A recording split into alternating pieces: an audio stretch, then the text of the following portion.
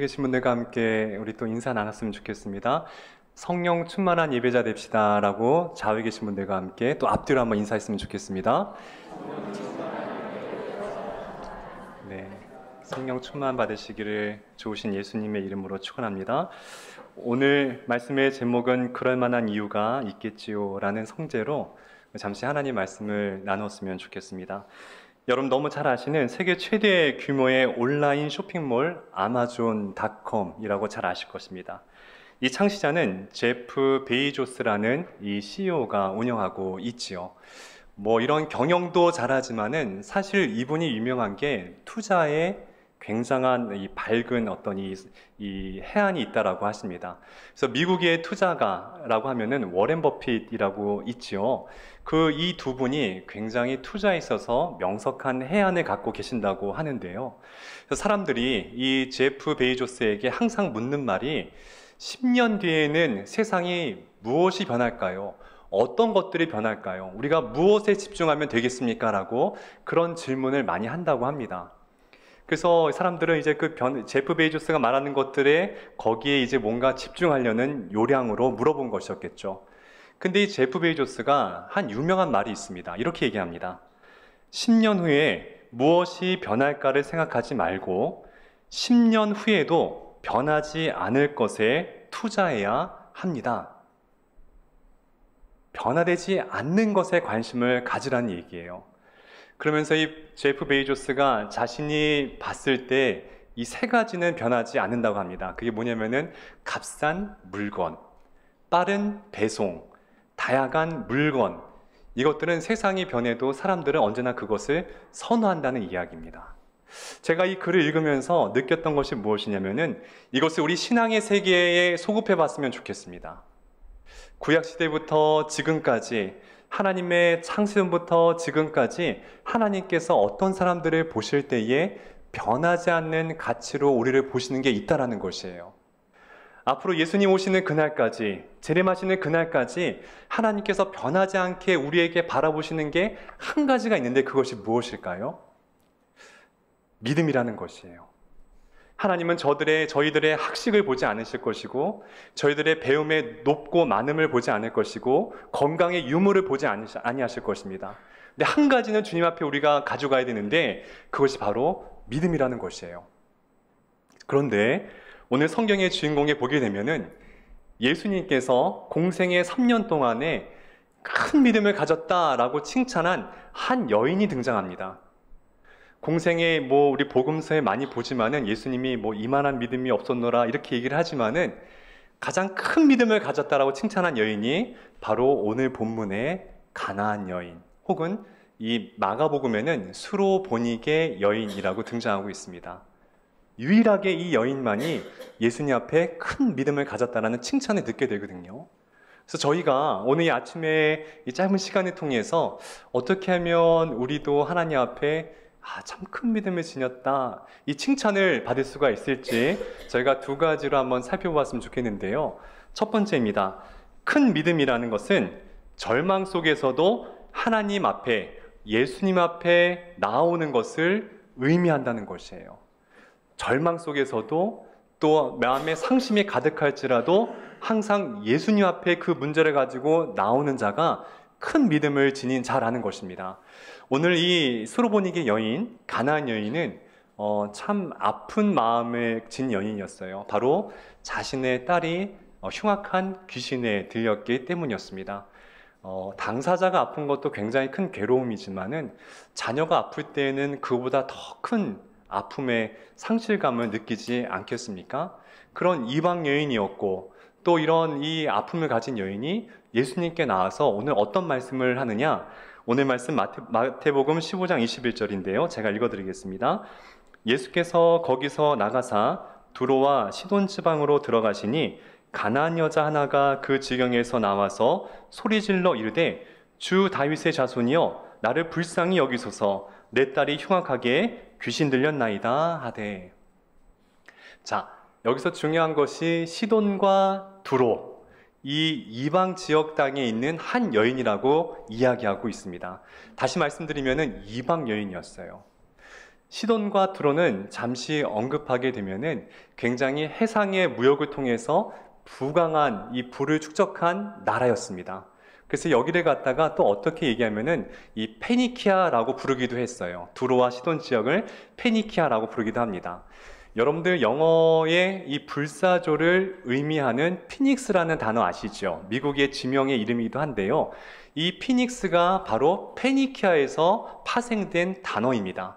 그럼 무엇을 의미할까요? 그 당시 두로와 시돈 땅은 이 정말 불사조와 같은 권력과 힘과 돈을 축적한 나라였다라는 것이에요. 자, 그런데 헬라 시대와 그리스 시대를 거치면서 그 지역의 이름을 또 뭐라고 불렸냐면은 수리아라고 불렀습니다. 수리아. 자, 그래서 이 마가복음의 이 여인을 가리켜서 수로 보니게 여인이라고 부르는 것은 앞에 수리아와 뒤에 베니게, 페니키아를 성경에는 베니게라고 표현하거든요. 수리아 베니게, 수로 보니게 여인이다 라고 표현을 하고 있는 것이었습니다. 어찌됐든 이 여인은 굉장히 잘 살았던 여인인 것 같아요. 굉장히 그 동네도 부유하고 정말 모든 것을 가진 그런 여인이 아니었을까 이렇게 생각하기도 하고 있습니다. 근데 어찌되었든 이 이방 여인이 예수님을 보자마자 주 다윗의 자손이여 라고 예수님을 부르기 시작했다는 것이에요. 근데 이게 별거 아닌 것 같지만은 굉장히 참 이게 신비한 일이에요. 이방 여인이 정말 어떻게 이 예수님을 알게 됐는지 그 이유에 대해서는 성경에 등장하진 않지만은 아마 저의 생각에는 벌써 예수님의 소문이 예루살렘과 유다와 가나안 땅을 넘어서서 벌써 시돈과 이 두로 지방까지 예수님의 소문이 등장했던 것이죠. 들려왔던 것이죠. 예수님이란 분이 계신데 그분이 메시아래. 앉은 자를 일으키셨대. 눈 못 본 자를 보게 하셨대. 그리고 문둥병자, 이스라엘 사람들이 가장 이 부정하게 여기는 그런 문둥병장도 안아주시고 품어주셨대. 그리고 이방인들도 정말 이스라엘 사람들이 이방인들을 개처럼 여기는데 예수님은 그러지 아니하시고 그 이방인을 품어주셨대. 이런 소문을 듣고 이 여인이 믿음을 키워왔다는 것이에요. 이런 비슷한 케이스의 여인이 구약에 또 등장합니다. 라합이라는 여인이에요. 여리고 성에 기생으로 살았던 비참한 삶을 살았던 이 라합이 정말 가나안에서 이 애굽에서 출애굽한 어떤 이 이스라엘 백성 가운데 2명의 정탐꾼이 여리고에 침투합니다. 그때 이 라합의 집에 숨게 되죠. 그럼 보통 같으면은 이 밀고를 헤스터인데 이 라합이 이 두 사람을 밀고하지 않습니다. 왜 밀고하지 않냐고 물어보니까 이 라합이 말하기를 내가 소문을 들었는데 정말 상천하지에 하나님 한 분밖에 이 땅 가운데 계시지 아니하고 너희 하나님께서 10가지 재앙을 통해서 애굽에 노예로 있었던 이스라엘 백성들을 가나안 땅으로 출애굽시켰다는 소문을 내가 들었다. 내가 그 하나님을 믿는다라고 고백을 한 것이었어요. 중요한 게 무엇인지 아십니까? 우리는 하나님의 말씀을 날마다 듣고 있어요. 근데 어떤 분들은 그러한 소문과 이야기를 그냥 흘려버릴 때가 있지만 어떤 분들은 그 말씀을 내 마음속에 담고 확신을 가지고 예수님 앞에 나온다는 것이에요. 중요한 건 무엇이냐? 확신을 가지고 예수님 앞에 나올 때에 반드시 기적이 나타난다는 것이에요. 믿으십니까? 그래서 우리가 많이 들을 때에 우리가 좀 그 마음이 좀 약해질 때가 있는데 우리가 이 아침에 우리가 굳건히 할 것은 예수님의 능력에 대한 확신의 마음을 내 심령 가운데 아로새기는 거예요. 제가 성경을 유심히 보면서 성경에 똑같은 패턴을 제가 발견한 것이 여러 구절이 있는데 그 중에 한 가지가 무엇이냐면은 항상 기적을 체험했던 사람들은 예수님 앞에 자신의 문제와 절망을 가지고 나아왔다라는 것이에요. 제가 마가복음 5장 22절 한번 읽어드릴게요. 회당장 중에 하나인 야이로라 하는 이가 그다음에 뭐라 써 있습니까? 와서 예수를 보고 발 앞에 엎드려 간곡히 구하여 이르되 내 딸이 죽게 되었사니 그 위에 손을 얹으사 구원받아 살게 하소서. 야이로가 예수님 앞에 나아왔습니다. 두 번째도 보십시오. 마가복음 5장에는 12해 혈류병 걸린 여인의 이야기인데요. 12해를 혈류증으로 알아온 한 여자가 있어 예수의 소문을 듣고 무리 가운데 끼어 뒤로 뭐라고 왔습니까? 와서 그의 옷에 손을 대니 이는 내가 그의 옷에만 손을 대어도 구원을 받으리라 생각함 일러라. 오늘 이 수르보니게 여인의 말씀도 마가복음에 또 있는데요. 마가복음 7장의 말씀 제가 또 읽어드리겠습니다. 이에 더러운 귀신 들린 어린 딸을 둔 한 여자가 예수의 소문을 듣고 곧 와서 그 발 앞에 엎드리니. 제가 성경의 그러한 관점으로 여러 가지 예수님 만난 사람들, 기적을 체험한 사람들을 보니까 다 하나같이 예수님 앞에 자신의 절망과 문제와 기도의 제목들을 가지고 나온 사람들이었다는 거예요. 이게 쉬운 것 같지만 여러분들 인생 살다가 굉장히 어려울 때 있었잖아요. 막 공부할 때 있었잖아요. 그런 걸 마주하게 되면은 일어날 기력조차 없어요. 사람을 만나기도 싫고 밥 먹기도 싫고 방에서 나오기 싫은 게 사람의 보통 마음이지 않습니까? 저도 그래요. 근데 오히려 그럴 때 주님 앞에 나오시라는 거예요. 내 문제를 해결해 주실 유일한 길 대신 예수님 앞에 갖고 나오시면은 하나님이 꼭 만나주신다는 거예요. 그래서 히브리서 기자가 중요한 말을 하는데요. 히브리서 11장 6절, 우리 잘 아시는 말씀인데 같이 한번 읽어볼까요? 히브리서 11장 6절 시작. 믿음이 없이는 하나님을 기쁘시게 하지 못하나니 하나님께 나아가는 자는 반드시 그가 계신 것과 또한 그가 자기를 찾는 자들에게 상 주시는 이심을 믿어야 할지니라. 믿으십니까? 네. 하나님을 찾는 그 한 사람이 여러분 되시기를 좋으신 예수님의 이름으로 축원합니다. 네. 하나님을 찾으셔야 돼요. 내가 절망 속에 있을 때 나 정말 아무런 소망이 없어. 나 그냥 집에 있을래. 사람도 보기 싫어. 바로 그때가 하나님을 찾을 때라는 것을 우리가 꼭 명심했으면 좋겠습니다. 그게 바로 큰 믿음을 지닌 사람의 첫 번째 특징입니다. 두 번째 결론이자 마지막인데요. 두 번째 큰 믿음을 지닌 사람의 특징은 무엇이냐면은 믿음의 테스트를 통과할 때 하나님은 큰 믿음을 주신다는 것입니다. 하나님은 의인에게 믿음의 테스트를 주세요. 제가 가만히 보니까 그냥 신앙생활을 이렇게 약하게 하시는 분들에게는 하나님 믿음의 테스트를 하지 아니하세요. 근데 뭔가 하나님께서 존귀하게 쓰시고자, 귀하게 쓰시고자, 뭔가 크게 쓰시고자 하는 사람들에게는 하나님의 믿음의 테스트를 주실 때가 많이 있다는 것을 보게 됩니다. 이제 이 여인이 자신의 문제를 가지고 예수님께 찾아왔어요. 그럼 예수님 바로 고쳐주셔야죠. 예수님, 그래, 너 잘 왔다. 내가 네 딸을 고쳐주겠다. 이렇게 해야 뭔가 스토리가 이어지지 않겠습니까? 근데 웬걸요? 예수님이 거절을 하시는 거예요. 처음에는 침묵으로 거절하십니다. 그렇게 예수님을 자꾸 부르짖는데 그 부르짖음에 그냥 외면하세요. 듣지 아니하세요. 그래도 이 여인이 계속 부르짖게 되자 이번에는 나는 이스라엘 땅 외에는 다른 사람에게 보내심 받지 않았어. 다시 말하면 나는 이방인 사람에게 보내지 않았어. 너희 때문에 온 게 아니야. 이렇게 얘기하는 거예요. 그래도 이 여인이 포기하지 않고 계속 부르짖자 마지막에는 엄청난 말씀을 하세요. 자녀에게 줄 떡을 개들에게 주는 게 마땅하지 않아. 저는 이게 처음에 예수님이 진짜 이런 말씀을 하셨을까? 할 정도로 우리 예수님이 이런 분이 아니신데 굉장히 좀 처음에는 굉장히 놀랐습니다. 근데 제가 나중에 알게 되었어요. 뭔가 예수님은 이 여인에게 바라는 것이 있다는 것을 알게 되었어요. 한번 말씀을 보면서 같이 한번 보겠습니다. 마태복음 15장 23절. 첫 번째 예수님의 거절인데 침묵으로 거절하십니다. 예수는 한 말씀도 대답하지 아니하시니 제자들이 와서 청하여 말하되 그 여자가 우리 뒤에서 소리를 지르오니 그를 보내소서. 또 두 번째로 예수께서 대답하여 이르시되 나는 이스라엘 집에 잃어버린 양 외에는 다른 데로 보내심을 받지 아니하였노라 하시니, 또 세 번째 대답하여 이르시되 자녀의 떡을 취하여 개들에게 던짐이 마땅하지 아니하니라. 여러분들 좀 느끼셨습니까? 예수님의 거절의 강도가 점점 세지고 있어요. 여러분들이 저가 기도할 때에, 뭔가 기도할 때에, 우리의 병을 위해서 기도할 때에 점점 호전이 돼가고 뭔가 나음이 있으면은 기도할 맛이 나겠죠. 내 경제적인 어려움을 위해서 기도했는데 오늘 기도하니까 어디서 돈이 들어오고 도움의 손길이 들어오면은 얼마나 기도할 맛이 나겠습니까? 그런데 현실은 그렇지 않았다는 거예요. 점점 더 예수님께서 거절하시고 점점 더 세게 예수님께서 외면하신 것을 느낄 수가 있다라는 것이에요. 왜 그럴까요? 예수님이 우리를 싫어하셔서? 예수님이 우리를 골탕 먹이시기 위해서? 그게 아니겠죠. 어떤 사람은 예수님께 기도할 때 예수님께서 굉장히 부드럽게 따뜻하게 바로 기도에 응답해 주시는 경우가 있어요.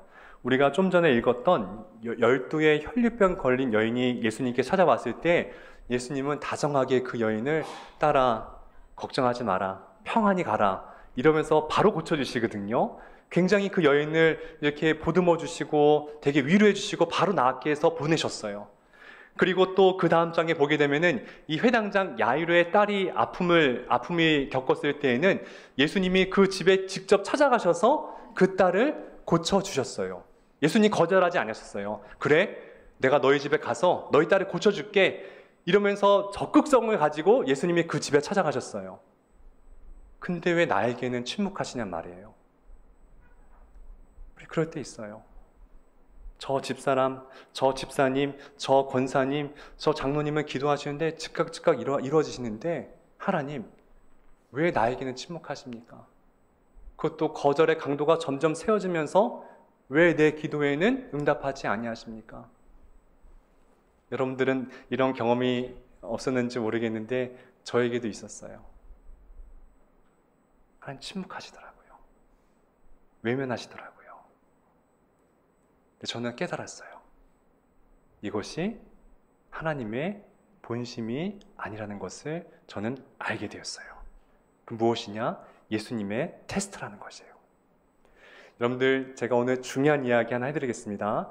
하나님이 분명 우리 테스트를 할 때 두 가지 방법이 있어요. 그러니까 테스트의 종류가 두 가지인데 하나는 사단이 주는 유혹이라는 이름의 테스트고요. 하나는 하나님이 우리의 믿음을 더 크게 하시기 위한 시련으로서의 테스트를 우리에게 허락하십니다. 근데 이것을 이겨내는 방법은 두 가지가 다릅니다. 예를 들어 사단이 주는 유혹이라는 시험 앞에서는 여러분들 그 자리에서 피하셔야 돼요. 무조건 피하셔야 됩니다. 그 유혹의 앞에서 기도해도 소용이 없어요. 자, 요셉이 보디발의 아내가 유혹하려고 합니다. 요셉이 어떻게 했습니까? 그 자리에서 도망갔어요. 그래서 화를 면했습니다. 여러분들 다윗을 보세요. 다윗이 성 위에서 이 우리아의 아내가 목욕하는 것을 보게 됩니다. 그러면은 그 자리를 피했어야 돼요. 피하지 않았기 때문에 그 뒤로 다윗의 인생 가운데 피해 역사가 끊이질 않게 됐다는 것이에요. 아담과 하와가 뱀이 유혹하는 그 자리 앞에서, 선악과 앞에서 도망갔어야 됩니다. 근데 거기서 뱀과 논쟁하다가 결국은 그 선악과를 먹게 되는 거거든요. 사단이 주는 유혹 앞에서는 무조건 도망가셔야 됩니다. 자, 그런데 하나님이 주시는 이 시련 앞에는 또 방법이 달라요. 그때는 믿음을 가지고 그 앞에 지켜 나가셔야 돼요. 그 앞에 계셔야 돼요. 계속 나오셔야 돼요. 누가 그랬냐? 욥이 그랬어요. 욥이 하루아침에 알 수 없는 이유 때문에 고난을 받잖아요. 자녀가 죽고 이 가게가 망하고 경제가 무너지고 자신의 몸에 병까지 생깁니다. 이유를 알 수가 없었어요. 아내가 얘기합니다. 하나님 저주하고 당신도 자살하라고, 죽어버리라고 이렇게 얘기합니다. 그때 욥이 뭐라고 얘기하느냐? 중요한 얘기를 해요.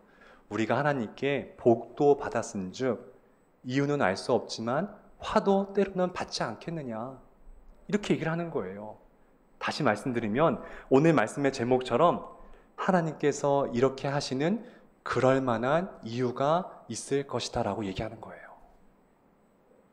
그 이유는 저희는 알 수 없어요. 하나님의 때가 될 때까지, 어쩌면 하나님 앞에 서는 그날 그 이유를 알게 될 때가 있겠지만은 어찌되었든 이런 시련과 고난 앞에 하나님의 그럴 만한 이유가 있다라는 것이에요. 누가복음 18장에 이 불의한 재판관의 이야기가 등장하거든요. 이 한 억울한 누명을 얻은 미망인이 있었어요. 그래서 이 억울함을 풀어달라고 재판장에게 날마다 찾아갑니다. 근데 재판장이 불의한 재판장이어서 귀찮아서 막 안 만나주려고 이리저리 빼는 거예요. 그래도 이 여인이 포기하지 않고 날마다 찾아가서 이 재판관을 막 조르죠. 결국 이 재판장이 정말 이 여인에게 두 손 두 발 들어서 그 여인의 원한을 풀어주게 됩니다. 예수님이 이 말씀을 비유로 하시면서 이 제자들에게 하신 말씀이 무엇이었냐면은, 어떠한 이유인지 너희가 알 수 없다 할지라도 믿음의 연속성, 믿음의 지속성, 믿음의 적극성을 가지고 날마다 하나님 앞에 나아가라고 말씀하신 것이었어요. 믿으십니까? 중요한 것은 무엇이냐면은 어려운 순간에도 여러분들의 믿음의 연속성, 믿음의 지속성, 믿음의 적극성은 날마다 하나님 앞에 견지해야 될 믿음의 마음이라는 것이에요. 근데 우리가 어려울 때 자꾸 피하게 되죠. 자꾸 동굴 속으로 숨어들고 싶죠. 교회도 가고 싶지 않죠. 하나님도 원망이 되죠. 바로 이 순간이 어쩌면 우리를 위한 하나님의 믿음의 테스트의 시간일 수 있다는 것이에요. 열왕기하 5장에 보게 되면은 이 나아만 장군 이야기 잘 아실 거예요. 나아만 장군이 아람의 2인자였어요. 모든 걸 다 가진 그런 장군이었어요. 정말 부와 명예와 권력과 다 있었는데 딱 한 가지, 문둥병자였어요. 한생병을 지녔어요. 이 모든 것을 무력화시키는 그러한 질병을 가진 사람이었죠. 근데 그 집에 일하는 이스라엘에서 잡혀온 한 어린 소녀가 우리나라에 엘리사라는 선지자가 있는데 그 앞에 서게 되면은 주인님 병이 날 수 있을 텐데 라고 얘기를 합니다. 이 나아만이 신랄의 기대감을 가지고 금과 은과 정말 좋은 옷들을 가지고 엘리사를 만나러 이스라엘 땅으로 가게 됩니다. 얼마나 기대했을까요? 정말 제가 나아만 장군의 입장이 되면은 진짜 내 인생에 정말 이거 생명의 동화줄이다 이런 마음으로 갔을 것 같아요. 딱 갔는데 웬걸요? 엘리사가 집 밖에 온 나아만을 만나줬어요? 만나주지 않았을까요? 안 만나줘요. 그리고 종을 통해서 얘기합니다. 저희 가서 요단강에서 7번 목욕하고 가라 그래. 이렇게 퉁명스럽게 얘기하는 거예요. 나아만이 그때 분노를 합니다. 내가 누군데, 내가 아람의 2인자인데 당신 나에게 이렇게 대해? 뭔가 나와서 막 이렇게 뭔가 신용도 하고 뭔가 기도도 해주고 이럴 줄 알았는데 보지도 않고 가서 저 더러운 물에다가 7번 몸을 닦으라 그래? 내 군사들 보는 앞에서 내 몸을 벗고 닦으라고? 굉장히 분노합니다. 그럴 수 있을 것 같아요. 제가 봐도. 그래서 신하들에게 야 돌아가자 이러고 돌아갈 찰나에 아까 말한 그 이스라엘 어린 소녀 그리고 다른 종들이 이 주인을 붙잡습니다.